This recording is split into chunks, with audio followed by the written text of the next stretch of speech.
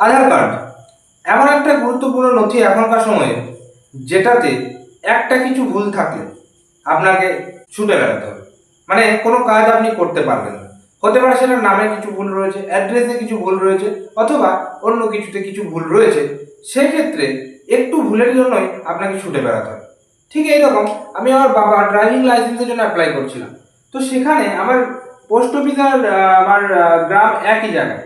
তো সেখানে একটা লেটার শুধু পোস্ট অফিসের ঠিকানায় নেই আধার কার্ডে, যেটা এই রিসেন্ট জানতে পারলাম। আগে যেহেতু অত কাজে লাগেনি তাই মিসম্যাচ হয়ে যাচ্ছে, মানে ড্রাইভিং লাইসেন্স আর করতে পারছে না যেহেতু এখন আধার অথেন্টিকেশন। তাই ভাবলাম এই আধার কার্ডে এই যে প্রবলেম, অ্যাড্রেস প্রবলেম বিভিন্ন মানুষের হতে পারে, কিন্তু আপনারা কি জানেন এই যে অ্যাড্রেস আপডেট আপনারা করছেন, সেই অ্যাড্রেস আপনারা আপডেট নিজের ফোন থেকেই করতে পারবেন ঘরে বসে।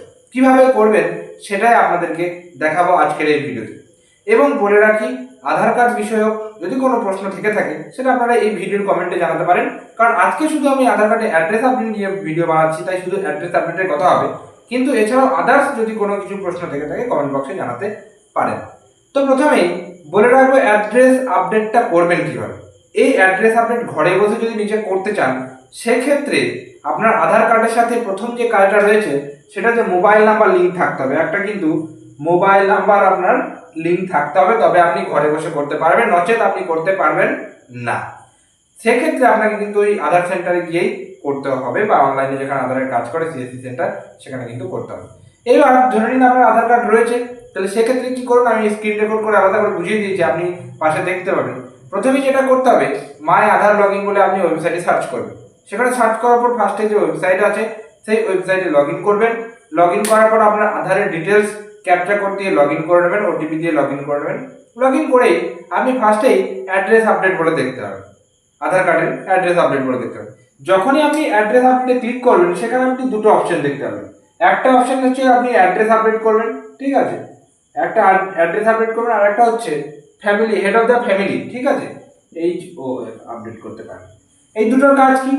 একটা অ্যাড্রেস আপডেট যেটা আপনি ঠিকানা পরিবর্তন করার জন্য বা কারেকশন করার জন্য করতে পারেন, অথবা আপনার আধার কার্ডে যে মানে আপনার যে মানে হতে পারে গার্জিয়ানের নাম দেওয়া আছে যেটা আর কি, তার নাম যদি কিছু কারেকশন করতে চান বা তার নাম যদি চেঞ্জ করতে চান, মনে করুন আপনার বাবার নাম আছে এই, আপনি চান যে আপনার মায়ের নাম করতে, তো সেক্ষেত্রে এই যে অ্যাপটা অর্থাৎ হেড অফ দ্য ফ্যামিলি, এটা খুব বড় ভূমিকা পালন করে এবং ইনস্ট্যান্ট আপনার হয়ে যাবে। সেক্ষেত্রে দুজনের আধার কার্ডেই লগ ইন করে আপনার এখানে আপনার আধার কার্ডে লগ ইন করে রিকোয়েস্ট পাঠাতে হবে, ওনার যাকে করছেন তার আধার কার্ডে লগ ইন করে অ্যাকসেপ্ট করতে হবে, সেটা আলাদা বিষয়, সেটা আমরা এখন আপাতত যাচ্ছি না। এই অ্যাড্রেস আপডেটে আমরা যাচ্ছি।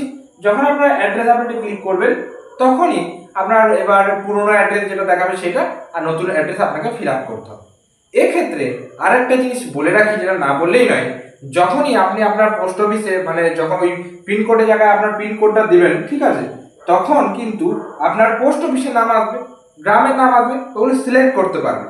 এবার দেখা গেল আপনার পোস্ট অফিসের যে অপশনটা রয়েছে, মানে বিভিন্ন রকম অপশন রয়েছে, এবার সেইখানে যে অপশনটা রয়েছে আপনি ম্যানুয়ালি টাইপ করতে পারবেন না। হ্যাঁ, ভিলেজটা আপনি ম্যানুয়ালি টাইপ করতে পারবেন, কিন্তু পোস্ট অফিসটা লিস্ট আসবে, সেই লিস্ট অনুযায়ী আপনাকে সিলেক্ট করতে হবে। এবার সেইখানে দেখা গেল সেখানেও ভুল রয়েছে, তাহলে কি করবেন? বিশেষ করে আমার যে কেসটা রয়েছে সেই জন্য আপনাকে বলছি। আমার এই যে লেটার নেই একটা, ঠিক আছে, আমরা লিখি এই মানে আমাদের যেমন দর্পশিলা গ্রাম, তো DARPASHIL আছে গ্রামের ক্ষেত্রে। এই যে এইচটা মানে এই যে এইচটা, এই এইচটা কিন্তু পোস্ট অফিসে আমি তো ম্যানুয়ালি টাইপ করতে পারছি না, ওদের লিস্টের মধ্যে এইচটা নেই। তো সেক্ষেত্রে আমার প্রবলেম, আমি তো আপডেট করা আমার বেকার হয়ে যাবে। তো এই রকম যদি হয়ে থাকে সেক্ষেত্রে আপনাকে আধার সেন্টারে গিয়েই করতে হবে। কিন্তু ওদের যে লিস্ট রয়েছে সেই অনুযায়ী যদি আধার কার্ড অ্যাড্রেস আপডেট আপনি করেন, সব কিছু যদি আপনার ঠিক থাকে, তাহলে কিন্তু আপনি চেঞ্জ করে নিতে পারবেন। বাকি সব কিছু আপনি ম্যানুয়ালি এন্টার করতে পারবেন, কোনো রকম অসুবিধা হবে না। তো বেসিক্যালি এইসব জিনিসগুলো বোঝানোর জন্যই আজকের ভিডিওটা কিন্তু আপলোড করা। আপনারা স্ক্রিনে এমনিতেও দেখতে পাবেন, কোনো রকম অসুবিধা নেই, আমি স্ক্রিন রেকর্ড করে আপনাদেরকে বুঝিয়ে দিয়েছি কীভাবে কী করবেন না করবেন, চাইলে আপনারা করে নিতে পারেন। সব কিছু করার পর আপনাকে প্রুফ দিতে হবে। কি প্রুফ দেবেন? অ্যাড্রেস কার্ডের জন্য মানে যখন আপনি অ্যাড্রেস কারেকশন করতে চাইছেন, আপনি ভোটার কার্ড দিতে পারেন, ভোটার আইডি কার্ড দিতে পারেন আপনার। এছাড়াও আরও ভ্যালিড যে ডকুমেন্ট, ওখানে অপশন রয়েছে কোন কোন ডকুমেন্টস আপনি দিতে চাইছেন বা কী ডকুমেন্ট দিতে চাইছেন, অনেকগুলো অপশন রয়েছে, তার মধ্যে যে কোনো একটা দিয়ে সাবমিট করে আপনি পেমেন্ট করতে হবে।